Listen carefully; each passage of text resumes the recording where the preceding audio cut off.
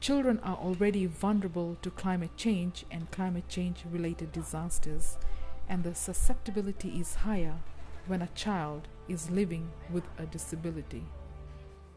While the theme of the International Day for Disaster Reduction is on people living with disability, organizers of the event and development partners working in the areas of disaster risk hope more attention will be given to children living with disability. This was aptly shared amongst those present at the IDDR celebration at Fiji National Council for Disabled Complex in Suva by Ms. Roshni Chand, the program manager at Foundation of the Peoples of the South Pacific, who then put forward some important questions. How do we help our children respond to disasters when they happen? How can they be included in conversations, and how can we effectively put in place plans and arrangements that will support them during disasters?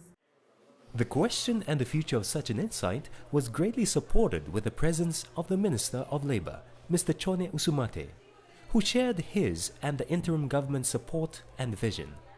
There's one thing I'm very glad about, and that is that we've been talking about disaster a lot in Fiji, but when we talk about disaster, we often think only about people who are able-bodied. And I'm very glad that there has been this week to think also about those that are challenged, physically challenged or challenged in other ways, because it's about creating a better Fiji for everybody in this country. That's the vision of government.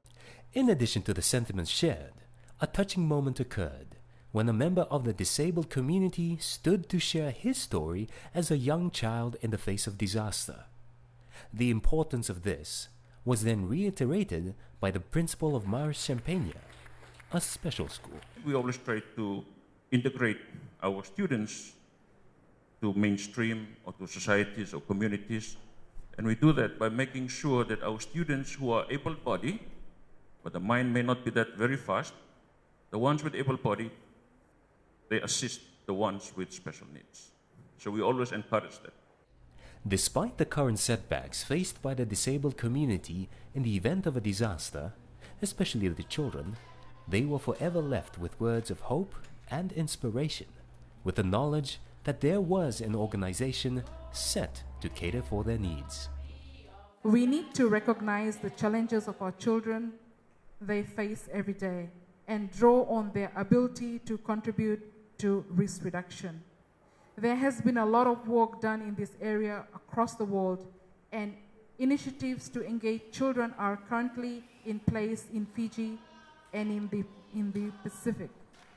One such program is the child-centered approach to climate change adaptation and disaster risk reduction, which is implemented by our local partner, who is the Partners in Community Development Fiji, which targets activities that help to reduce vulnerability of children to the impacts of disasters and climate change. It is tailored to focus specifically on children's needs.